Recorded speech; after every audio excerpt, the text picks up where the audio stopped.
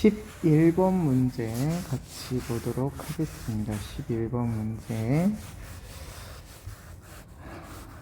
11번. 다음을 주장한 사상가의 입장으로 가장 적절한 것만을 보기에서 고른 것은 입니다. 제시문을 보니까 대하에 대한 어떤 적극적인 유전자 이런 얘기 나오는 거를 보니까 생명윤리 관련된 그런 설명인 것 같죠? 이런 문제들은 어떤 개념을 중심으로 해서 문제를 푼다기보다는 제시문을 중심으로 해서 문제를 봐주시는 게 중요하죠. 자, 보겠습니다. 배아에 대한 적극적인 유전적 간섭.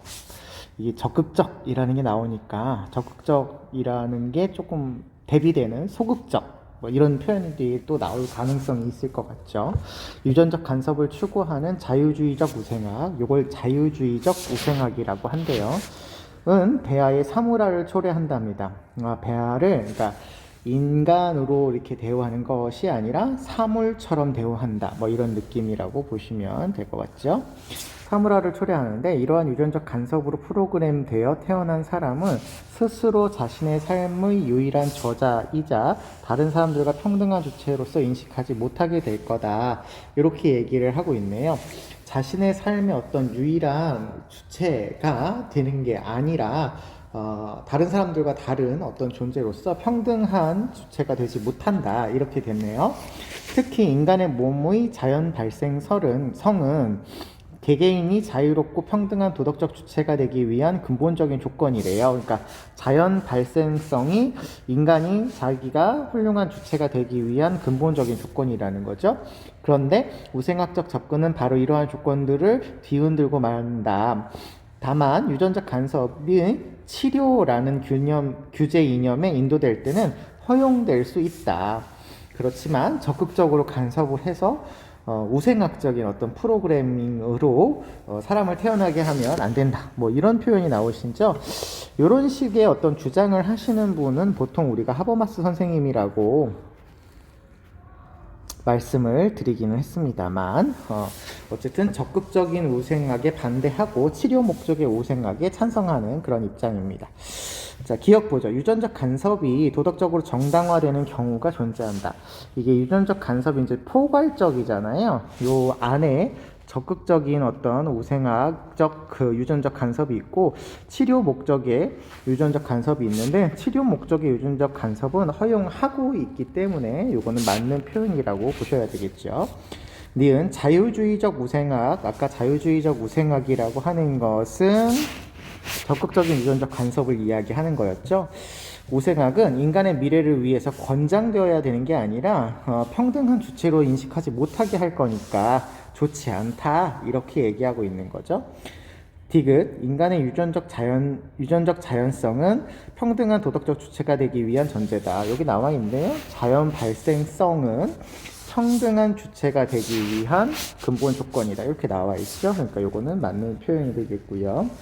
리을 부모는 적극적인 유전적 간섭으로 자녀의 삶에 참여해야 된다. 참여하는 적극적인 이 유전적 간섭이 평등한 주체가 되지 못하게 한다. 이렇게 주장을 하고 있는 거니까 이건 반대하는 거다라고 생각해 주셔서 2번이 정답이라고 찾아주시면 되겠습니다. 12번 문제로 넘어갈게요. 12번 다음을 주장한 사상가가 부정의 대답을 할 질문으로 가장 적절한 것은 입니다. 인간은 기술 문명의 힘으로 자신을 포함한 모든 것을 위험에 빠뜨리게 되었답니다. 기술 문명이라는 힘으로 위험에 빠뜨리게 되었답니다. 이성과 결탁한 권력은 그 자체로 책임을 동반을 하게 되는데 이것은 예전부터 인간 상호 간에 자명한 일이었어요. 인간 상호 간에 이런 책임을 져야 된다라고 하는 일이 있어 왔다라는 거죠. 인간의 책임이 종전의 범위에 넘어서서 생물계의 상태와 인간 종족의 미래 생존까지 포괄된다. 인간을 넘어서서 생물계 그리고 인간 종족의 미래 생존까지 이제 포괄해서 그 책임이 확대가 되었다.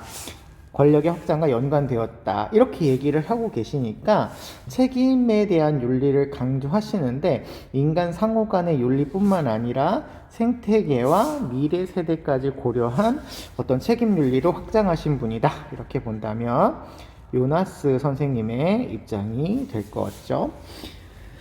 1번 인간이 져야 될 책임은 자신이 가진 권력에 비례한다. 그렇죠.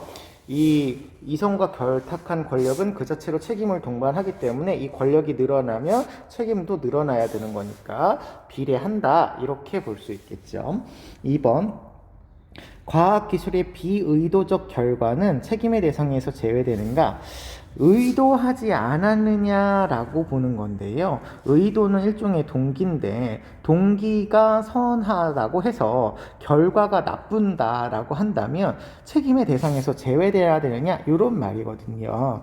그러니까 의도와 상관없는 결과 이런 부분에 대해서 책임을 져야 되느냐라고 할 때 요나스는 책임을 져야 된다라고 보고 있습니다. 왜냐하면 요나스의 책임 윤리는 그 책임의 범위와 대상이 넓어지고 있기 때문에 의도와 상관없이 부정적인 결과가 초래한 경우 책임을 져야 된다. 이렇게 얘기를 하고 있기 때문에 2번이 부정적인 어떤 대답을 할 질문이다. 라고 볼 수 있겠습니다. 3번 경험하지 못한 미래의 위협으로부터 책임을 도출해야 된다. 그렇죠. 미래의 어떤 부정적인 결과가 도래될 것을 미리 사유하는 거죠. 이걸 우리가 뭐 공포의 발견술이라고도 부르는데 여기에서 책임을 도출해야 된다. 이렇게 보고 있으십니다. 4번 권리를 주장하는 존재 외에도 권리를 주장할 수 있는 존재는 인간이죠. 현 세대의 인간입니다. 근데 그 외에도 현 세대가 책임져야 할 대상이 있느냐? 아까 얘기한 것처럼 생태계와 미래 세대가 해당이 되죠. 그래서 있다. 이렇게 볼 수 있겠고요. 5번 책임질 수 있는 능력으로부터 책임을 져야 하는 당위가 도출되는가? 그렇죠. 요나스의 책임 윤리는 책임을 질 수 있는 능력에서 책임을 져야 되는 당위로 도출이 되는 거죠. 그래서 의무론을 계승했다라는 그런 말씀을 드렸습니다. 정답은 2번 되시겠네요. 13번 보겠습니다. 다음 신문 칼럼에서 강조하는 내용으로 적절하지 않은 것은이 되겠습니다. 칼럼을 보시니까요. 인터넷을 활용한 뉴 미디어의 발달로 우리는 정보의 소비뿐만 아니라 유통과정과 생산에 적극적으로 참여하고 있답니다. 유통과 생산에도 적극적으로 참여할 수 있답니다. 이 과정에서 우리는 사이버 공간에서 자신의 정체를 숨길 수 있다라는 막연한 생각을 갖고 허위 정보 내지 유해 정보를 생산하거나 전달하기도 한다.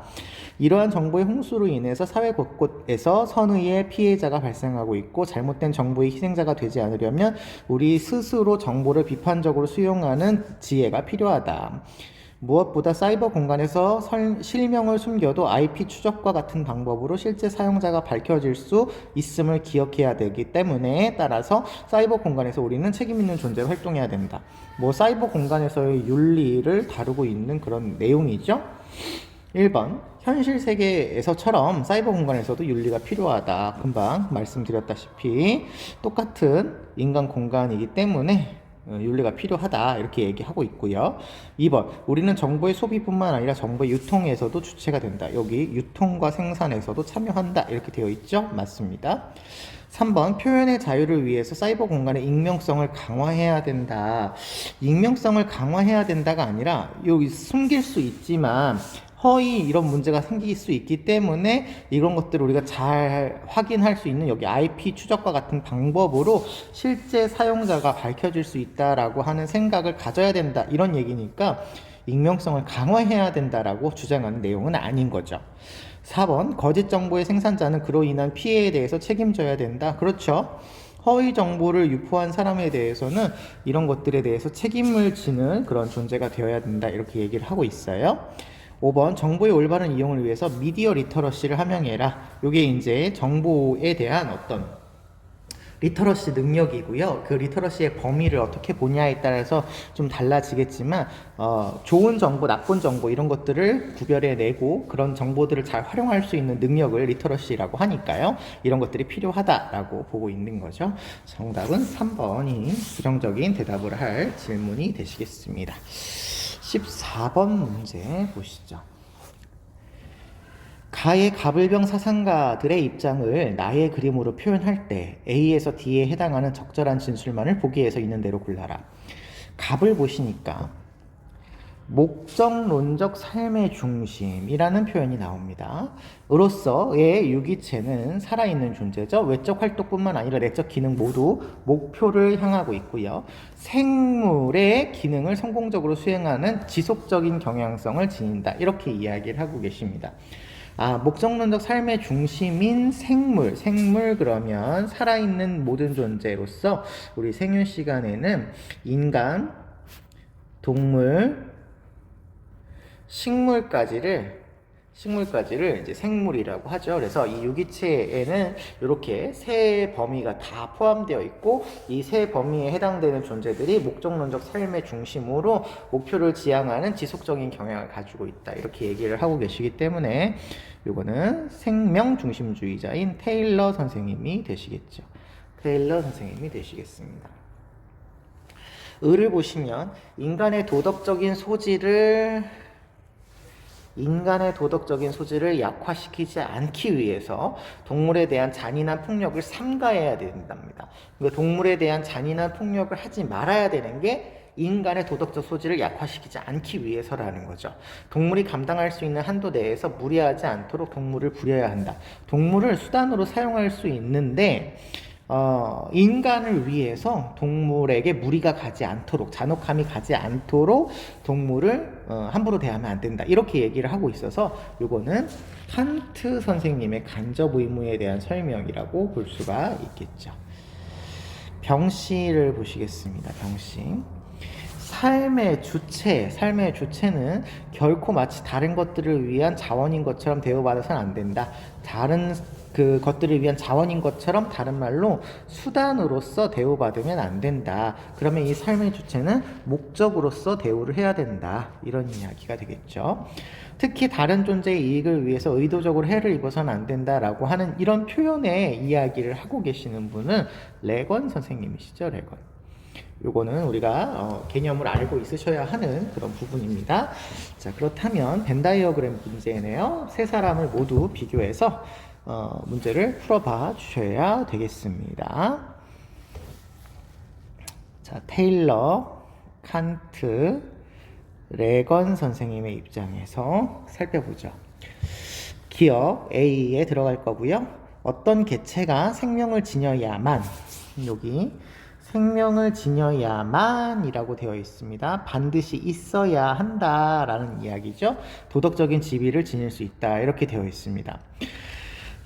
테일러 선생님의 입장에서는 인간, 동물, 식물이죠. 인간, 조금 자리가 좁아서 인간, 동물, 식물까지를 지금 도덕적으로 고려해야 되는데 이 세 부류의 존재들은 모두 생명을 지니고 있으니까 생명 중심주의라고 합니다. 따라서 생명을 지녀야만 도덕적 지위를 지닐 수 있다라고 하는 테일러의 표현이 맞다. 이렇게 볼 수 있겠죠. 만약에 무생물이 들어간다면 생명을 지니고 있지 않기 때문에 도덕적인 지위를 지니지 않는 거죠. 칸트 선생님은 인간이에요. 인간 중심주의니까 인간만인데 인간은 생명을 지니고 있습니다. 그러니까 만약에 인간이 생명을 지니지 않았다? 그러면 이거는 인간이 아닌 거기 때문에 칸트 선생님에게 있어서는 도덕적인 어떤 주체라고 볼 수가 없는 거잖아요. 그러니까 생명을 지녀야만 하는 거죠. 레건 선생님은 인간과 동물까지 일부 동물까지잖아요. 그러면 일부 동물까지는 당연히 생명을 지니고 있는 존재이기 때문에 세 사람 모두가 동의해야 하는 그런 표현이죠. 그래서 벤 다이어그램으로 따지면 여기에 들어가야 하는 그런 설명이다라고 볼 수 있겠습니다. 생명을 지녀야만 이라는 건 필요하다 이런 의미로 보셔도 되겠죠. B 보겠습니다. 니은. 동물은 인간의 가치 평가에서 독립적인 가치를 지닐 수 없다라는 말은 인간의 가치 평가에 의존적이다 이런 의미예요. 그러니까 인간의 가치 평가에 따라서 평가를 해야 된다라는 거니까 이걸 조금 더 쉬운 말로 바꾸면 동물은 인간을 위한 수단이다 이런 이야기가 돼요. 그래서 이거는 인간 중심주의인 칸트 선생님이 맞는 거고요. 당연히 동물 중심주의인 레건은 수단으로 대우하면 안 되고 목적으로 대우해야 된다 이렇게 얘기할 거고 생명 중심주의인 테일러 선생님은 인간, 동물, 식물을 목적 지향적인 존재로서 내재적 가치를 지닌다 이렇게 얘기하고 계시니까 당연히 수단으로 대하면 안 되겠죠. 그래서 칸트만 동의할 수 있는 표현이라서 니은은 맞는 표현이다 라고 볼 수가 있겠습니다. 디귿 C 보시죠.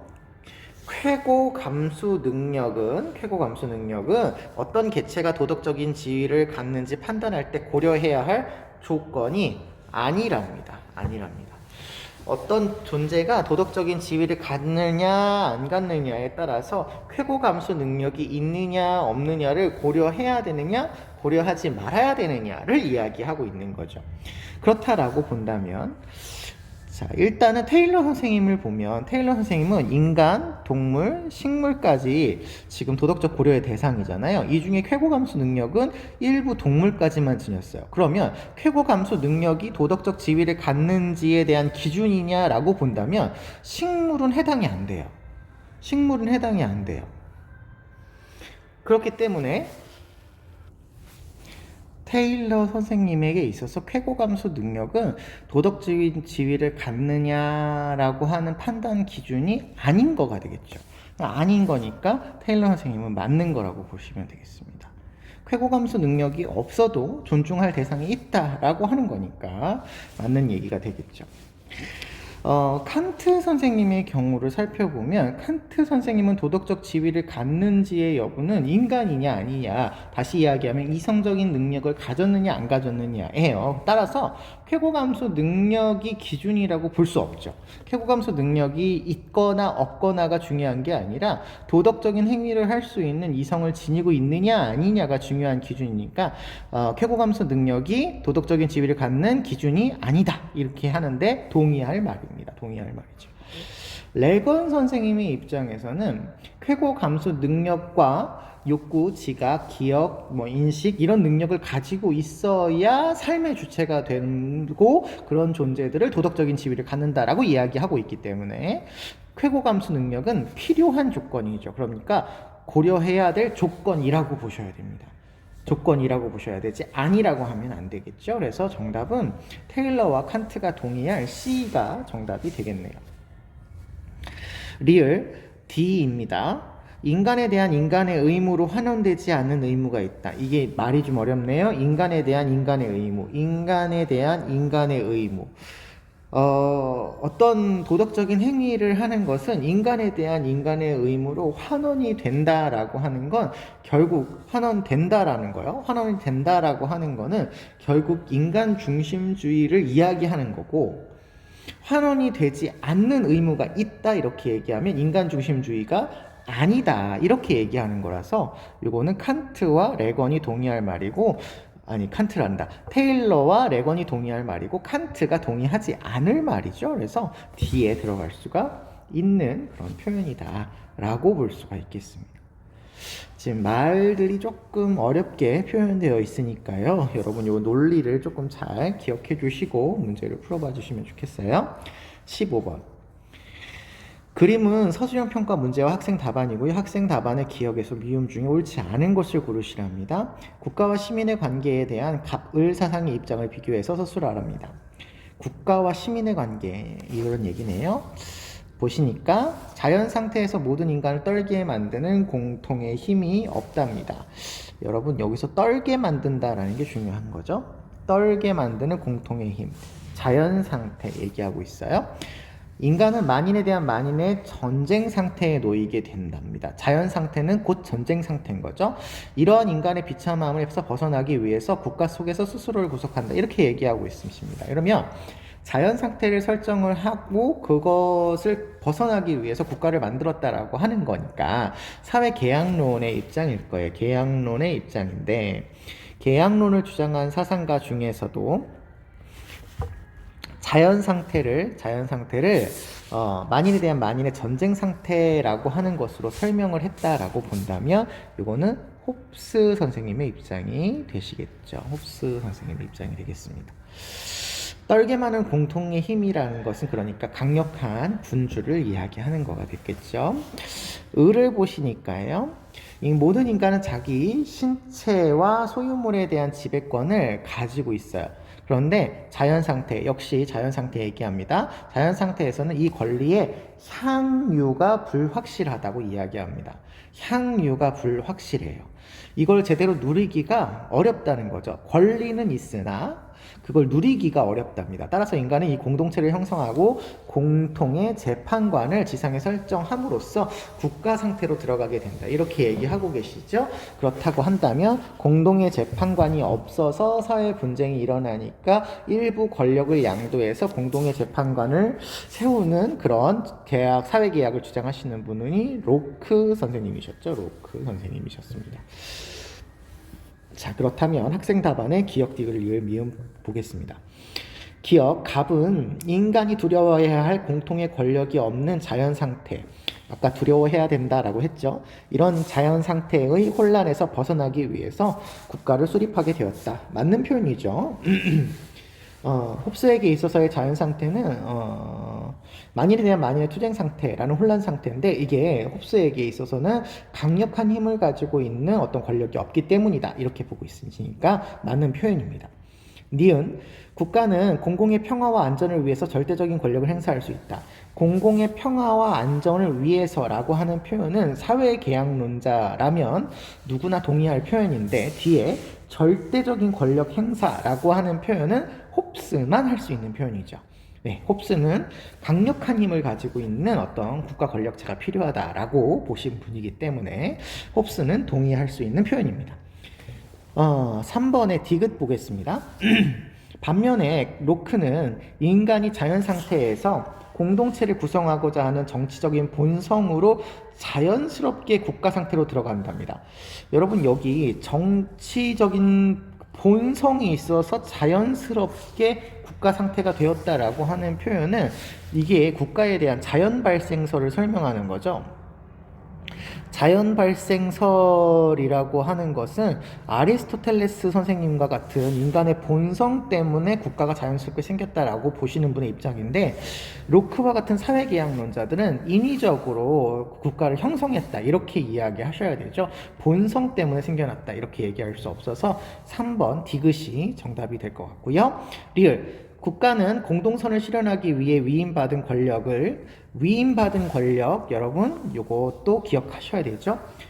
그 권리를 위임해서 국가를 만든다라고 했을 때는 루소 선생님은 안 된다라고 하는 거 기억해 주시고요.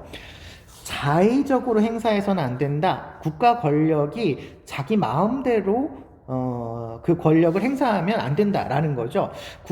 국가를 구성하게 만든 국민의, 시민의 공공의 평화와 안전을 위해서 권력을 행사해야 될, 마음대로 하면 안 된다, 이렇게 얘기하고 있는 걸 보니 이건 저항권을 인정하고 있는 로크의 내용이다 라는 말에 긍정할 수 있을 것 같습니다. 미음요, 갑을 모두는요, 국가에 대한 시민의 의무는 자신의 생명권을 국가가 보호해 준다는 조건 안에서 지속될 수 있어요. 그렇죠? 국가를 만들었을 때 생명을 보장받기 위해서 한다. 이거 로크가 당연히 동의할 말인데요. 여러분, 홉스도 동의할 말이다 라고 하는 걸 꼭 기억해 주세요. 생명에 대해서, 생명권을 국가에 양도하지 않았다. 이걸 꼭 기억해 주시면 좋겠습니다. 정답은 3번 되시겠습니다. 16번으로 넘어가죠. 16번. 다음을 주장한 사상가의 입장으로 적절하지 않은 것은? 입니다. 적절하지 않은 것은이네요. 집 이야기가 나오고 있네요. 인간이 사는 체험의 공간의 구체적인 중심이며, 이러한 중심을 창조하는 과제는 거주함으로써 실현이 된답니다. 거주한다는 것의 특정한 자리에 속해서 뿌리를 내리고 그곳을 집으로 삼는다는 뜻인데, 거주는 분리된 안전하고 편안한 영역, 즉 인간이 위협적인 외부 세계로부터 도피할 수 있는 개인 공간을 갖고 있다는 것을 뜻한답니다. 인간의 참다운 삶을 위한 거주는 인간이 자신의 존재를 쏟아부어 온전히 노력해야만 얻을 수 있고 실현할 수 있기 때문에 자연스럽게 형성되는 건 아니다, 이렇게 얘기하네요. 외부 세계와 내부 세계로 이렇게 분리해서 거주함에 대해서 진정한 의미를 찾아야 된다라고 주장하시는 분은 볼로브 선생님이시죠. 거주와 관련된 그 내용은 사상가가 중요하지 않죠. 내용이 중요한 거니까. 1번. 인간다운 삶을 위해서 편안함의 영역을 필요한다. 편안함의 영역, 여기 편안함의 영역, 이게 거주함으로써 실현이 되는 영역인 거죠. 필요하네요. 2번. 거주는 주어지는 것이 아니라 각별한 노력을 통해서 이루어진다. 노력해야만 얻을 수 있다. 이렇게 얘기 나오고 있습니다. 3번. 집은 인간이 거주하는 공간이며 개인이 활동하는 세계의 중심이다. 요 얘기도 위에 나오죠. 뿌리를 내리고 그곳에서 거주함으로 실현된다. 이렇게 얘기를 하고 있으니까 이것도 맞는 그런 표현이라고 볼 수가 있겠고요. 4번. 거주 공간의 소유는 참다운 인간의 삶을 위한 필요 충분 조건이다. 이렇게 얘기를 하고 있네요. 여러분, 소유한다라고 하는 것은 이게 거주 공간이 필요한 것은 맞지만요, 충분한 조건이다 이렇게 얘기할 수는 없겠죠. 왜냐하면 거주하는 것만으로 이루어지는 것이 아니라 거주를 하는 것을 통해서 각별한 노력을 해야만 얻을 수가 있잖아요. 그러니까 소유하는 것 자체가 필요하기는 하지만 충분한 조건은 아니다 이렇게 볼 수가 있겠습니다. 그래서 4번이 잘못된 설명이고요. 5번. 인간은 거주를 통해서 외부 위협에 벗어나 안정성을 얻을 수 있다. 여기 위협적인 외부 세계로부터 벗어나서 안전하고 편안한 영역에 들어가게 된다. 이렇게 설명이 나와 있으니까 정답은 4번이 되시겠습니다. 17번 보시죠. 다음을 주장한 사상가의 입장으로 적절하지 않은 것은? 인간이 성스러움을 아는 것은 그것이 속된 것과는 전혀 다른 어떤 것으로 스스로를 현현하여 보여주기 때문이랍니다. 그러니까 성스러움과 속된 것이 나누어져 있는데 성스러움이 이 세상에서 현현하기 때문에 우리는 알 수 있다는 거죠. 성스러움이 드러나는 것을 성현이라고 하고, 종교적인 인간이라면 자연은 결코 단순한 자연이 아니며 항상 종교적인 의미로 충만해 있다. 왜냐하면 우주는 신의 창조물이고 세계는 신의 손으로 완성된 것이니 성스러움으로 가득 차 있다라고 보는 거죠. 성스러운 돌, 성스러운 나무는 돌이나 나무로서 숭배되는 것이 아니라 성스러움이 드러나는 성현이기 때문에 숭배되어진다라고 보는 엘리아데의 입장이 되시겠습니다. 엘리아데의 성과 속에 나오는 그런 내용이 되시겠죠. 1번. 세계는 성스러움이 드러나는 대상일 뿐 아니라 성 그 자체다. 세계는 신의 창조물이잖아요. 신의 창조물이기 때문에 신 그 자체라고 얘기할 수는 없겠죠. 그래서 이거는 잘못된 설명이다 이렇게 볼 수가 있겠습니다. 2번. 성스러움과 세속은 분리되어 있거나 단절되어 있는 것이 아니다. 그렇죠. 드러나는 거니까 성현이라는 그런 내용으로 드러나는 거니까 아니다 이렇게 보시는 게 맞죠. 단절되어 있지 않다. 3번. 종교적인 인간은 세속적인 대상에서도 성스러움을 체험할 수 있다. 그렇죠. 우주, 세계 이런 것에서 성스러움을 항상 느끼죠. 네, 맞습니다. 4번. 종교적인 인간에게 돌이나 나무는 단순한 자연물이 아니라 성스러움이 드러난 자연이죠. 5번. 신은 자연을 통해서 성스러움을 다양한 양태로 드러낸다. 그렇죠. 신이 자연에게 다양하게 모습으로 드러나는 거죠. 어떨 때는 불, 어떨 때는 이렇게 나무, 어떨 때는 이렇게 성수 이런 걸로 드러나는 거죠. 다양하게 드러나는 성현이 일어나게 됩니다. 그래서 틀린 답은 1번이다 라고 찾아볼 수 있겠습니다. 18번. 다음은 어느 동양사상가의 가상편지고요. 기억에 들어갈 진술로 가장 적절한 것은입니다. 당신은 간사하고 사악한 음악으로 선악과 혼란에 빠질 수 있기 때문에 선왕이 제정한 음악으로 백성을 이끌어 주어야 된다 이렇게 얘기를 하고 있습니다. 그래서 음악을 즐기게 하면서도 사람의 악한 본성을 변화시켜 마음과 행동을 올바르게 해야 된다. 자, 여기까지 보시면 이 당신이라고 하는 선생님은 당신은 음악을 통해서 백성을 이끌어주는 역할을 해야 되는데 악한 본성을 변화시켜서 바르게 만들어줘야 된다 이렇게 얘기를 하고 계셔요. 따라서 음악을 악한 본성을 바로잡는 어떤 수단이나 도구로 활용해야 된다라고 보시는 순자 선생님의 입장이 되시겠죠. 순자 선생님의 입장이 되시겠습니다. 그에 비해서 여기 내 생각할 때 이 쓴 사람은 다른 입장을 가지고 계시대요. 천안에 혼란이 생기는 이유가 모두 자신을 사랑하면서도 아울러 서로 사랑하지 않고 남과 차별하기 때문이랍니다. 그러니까 사랑을 하는 거는 괜찮은데 다른 사람들까지 모두를 동등하게 사랑하지 않아서가 문제라는 거죠. 여기 표현되어 있는 이 한자는 겸애라고 하는 거죠. 겸애. 두루두루 사랑하지 않아서 문제라는 거예요. 비록 악기 소리가 즐겁지 않은 것은 아니지만 즐겁기는 하다는 거죠. 임금과 대신들이 백성에게 악기를 만들게 하고 연주를 인싸함께 한다면 어떻게 되겠습니까? 라는 표현은 좋지 않다라는 표현이죠. 분명 백성에게 많은 세금을 거두게 되고 백성은 먹고 입을 재물을 구하기가 어려워진다. 이렇게 얘기를 하고 있어서 음악이 백성의 삶에 도움이 되지 않는다라고 보고 있습니다. 두루두루 사랑해야 되며 음악이 도움이 안 된다라고 보시는 분은 묵자 선생님의 입장이 되시겠습니다. 그래서 이 네모 안에 기억에 들어갈 말은 이제 묵자 선생님이 순자를 비판하는 내용으로 고르시면 되겠습니다. 1번 음악과 예의의 조화를 통해서 혼란을 바로잡을 수 있다. 요런 말을 이제 음악이 필요하다라고 보는 거니까 순자가 이야기해야 될 내용이죠. 그래서 간과하고 있지 않습니다. 2번 인간의 본성을 교화하여 화합하는데 음악이 필요하다. 이것도 순자 선생님이 이야기할 수 있는 표현이죠. 그러니까 간과하는 내용이 아니네요. 아이고.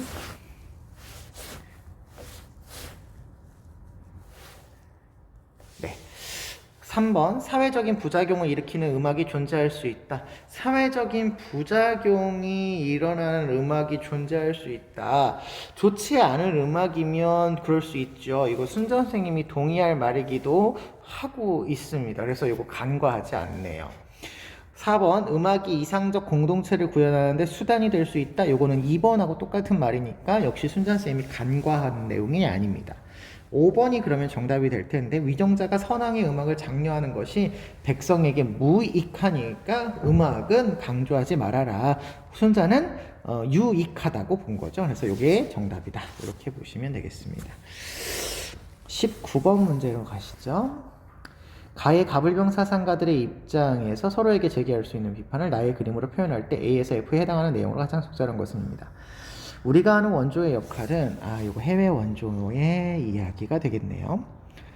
우리가 하는 원조의 역할은 고통받는 사회가 만민들의 사회의 완전한 성원이 되도록 돕는 것이고 그들의 미래를 결정할 수 있도록 스스로 결정할 수 있도록 돕는 것이랍니다. 고통받는 사회가 이런 미래의 결정을 스스로 할 수 있게 만들어주는 질서정연한 사회를 만들어야 된다라고 보고 계시는 분이니까 롤스 선생님 입장이 되겠죠. 2번 을을 보시면 우리의 풍요로움을 우리 사회의 시민에게만 나눠주는 것은 잘못이다. 왜냐하면 이익평등 고려의 원칙에 따라 혜택을 크게 낼 수 있는 곳에서 그냥 똑같이 사용을 해야지, 똑같은 어떤 존재로 봐서 사용을 해야지 우리와 가까이 지내는 곳이라고 해서 먼저 배려해야 될 필요가 없는 거다. 이런 얘기인 거죠. 그래서 이거는 싱어 선생님의 입장이 되실 것 같고요. 병씨를 보시면 우리는 최소국가 안에서 인간의 삶을 선택하고 목표를 실현할 수 있는데 이 과정에서 우리는 같은 존엄성을 지닌 다른 개념들의 자발적인 협동에 도움을 받습니다. 강제로 도와주는 게 아니라 자발적으로 도와줘라 이런 얘기니까 노직 선생님의 입장이 되시겠죠. 자, 화살표 문제네요. 서로가 서로를 비판하는 내용으로 고르시면 될 것 같습니다. A 보시죠. 원조의 중단 지점을 두는 것은 원조의 목적에 위배됨을 간과한대요. 지금 A 같은 경우는 롤스가 싱어를 비판을 하는 거예요. 그러면 앞에 표현은 간과한다 앞에까지는 롤스가 맞아야 되고 싱어가 이 부분에 대해서 간과하고 있으셔야 됩니다. 원조의 중단 지점을 두는 것은 원조의 목적에 위배된다. 롤스는 원조의 중단 시점이 있습니다. 그러니까 위배되지 않죠. 그래서 롤스의 얘기가 잘못된 설명이네요. 원조의 중단 시점, 질서정연한 어떤 체제가 완결이 되면 더 이상 원조를 하지 않아도 되는 거죠. B로 넘어가겠습니다. 원조의 대상을 설정할 때 상대적 빈곤은 고려할 필요가 없다. 이거는 싱어가 롤스를 비판하는 얘기인데요. 싱어에 있어서의 상대적 빈곤, 절대적 빈곤 상관없죠. 절대적이건 상대적인 건 상관없이 빈곤이라면 고려를 해야 되는 거니까 필요가 없음이 아닙니다. 여러분, 싱어는 공리주의 사상가니까 고통에 포인트를 두시면 돼요. 행복과 고통. 그러면 상대적 빈곤과 절대적 빈곤이 나온다고 해도 절대적 빈곤이든 상대적 빈곤이든 어쨌든 인간에게 고통을 주는 행위니까 고려를 둘 다 해야 된다. 이렇게 생각하시면 조금 더 수월할 것 같습니다. 3번 C하고 E이네요. 그러면 노직 선생님이 롤스와 싱어를 비판하는 내용입니다. 자신의 이웃을 먼저 돕는 것이 정당한 경우가 있다. 노직 선생님의 경우는 자발적인, 자율적인 어떤, 해외 원조를 이야기하시니까, 자신의 이웃을 먼저 도울 수도 있고, 아닐 수도 있고, 개인의 선택인 거죠. 그러니까 이런 경우가 있을 수 있습니다. 노직 선생님은 맞네요.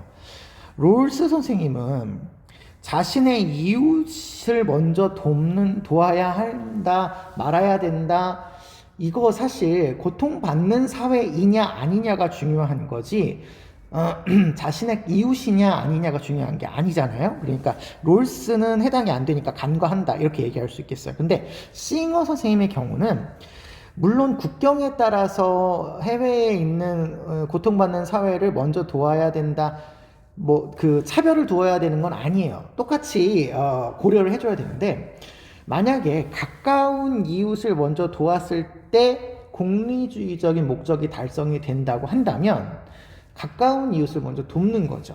이게 경계를 나눈다라고 하는 의미가 아니라, 친소를 구분한다라는 의미가 아니라, 친소를 구분하지 않고 도와주었는데 가까운 사람에게 먼저 도와주었을 때 도움이 된다면 할 수 있는 거죠. 그래서 이 싱어 선생님은 그럴 수 있다라고 이야기하고 있기 때문에 간과한다라고 하는 표현에서 해당되지 않는 그런 설명이 되겠습니다. D를 보실게요. D는 싱어가 노직을 비판하는 내용이죠. 자선을 행하지 않는 것이 비난의 대상이 될 수 없음을 간과한다. 이렇게 되어 있는데, 자선? 아니죠. 싱어 선생님은 다른 사람을 도와줘야 하는 것이 자발적인 어떤 선행이 아니라, 자율적인 선행이 아니라 의무라고 보는 거죠. 자선을 행하지 않는 것이 비난의 대상이 될 수 없다라고 표현하지 않죠. 행해야 된다라고 표현하고, 자선도 아니고, 그렇죠. 그래서 해당되지 않는 설명이고요. F 보겠습니다. 롤스가 노직을 비판하는 내용이네요. 원조 대상국이 자국의 부정의를 교정하도록 도와야 된다. 도와야 한다라는 건 의무인 거고요. 자국의 부정의를 교정할 수 있도록 도와야 된다라고 하는 건 그런 어떤 시스템을 갖출 수 있도록 체제적인 어떤 지원을 해야 된다라는 거라서 롤스 얘기가 맞고, 노직 선생님은 도와야 한다가 아니라 도울 수 있다인 거죠. 할 수도 있고 안 할 수도 있는 개인의 선택인 거지 강요하면 안 된다 이렇게 얘기하고 있으니까 도와야 함에 대해서는 부정적인 입장을 취하게 될 겁니다. 그러면 간과한다라는 표현이 맞을 수가 있겠죠. 정답은 5번이 되겠네요. 20번 문제 보시죠. 다음 토론의 핵심 쟁점으로 가장 적절한 것은? 토론의 핵심 쟁점은 둘이 이렇게 동의하는 표현에서는 핵심 쟁점이 아니고요. 뭔가 다르게 이해가 되고 있는 부분이 핵심 쟁점이다. 이렇게 보시면 될 것 같습니다. 그래서 여기서부터 보시면 될 것 같아요. 맞습니다. 뒤에부터. 그래서 종전선언이 필요하다. 종전선언의 남북한의 상호 적대 정책을 전환하여 신호탄이 될 것이며 남북한의 물꼬를 트고 한반도 평화를 이끌어낼 거랍니다. 종전선언으로 남북 교류가 확대될 수 있지만 남북 대담의 적대 정책이 유지될 것입니다. 따라서 종전선언은 북한의 핵 폐기에 대한 반대급부로 추진되어야 된답니다. 종전선언이 북한만을 위한 시혜는 아니므로 사용호주의의 대상은 아닙니다. 오히려 종전선언이 정전 상태를 명분을 핵 개발한다는 북한의 입장을 변화시킬 수 있기 때문에 이게 결국에는 상호주의적인 어떤 관점에서 해야 되느냐 안 해야 되느냐가 포인트인 것 같아요. 그래서 요거는 4번이 정답이다 이렇게 보시면 되겠습니다.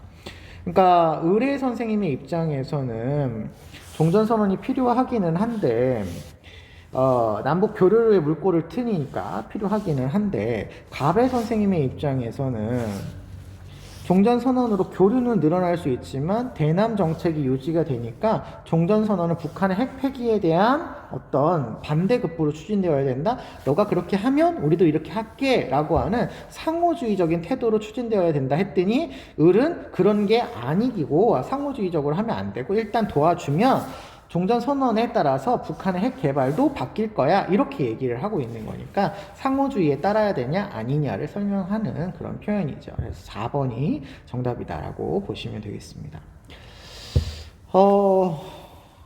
살짝 난이도가 있는 그런 어떤 유형이기는 했습니다만 이게 정답을 찾는데 그렇게 어려운 그런 시험은 또 아니었어요.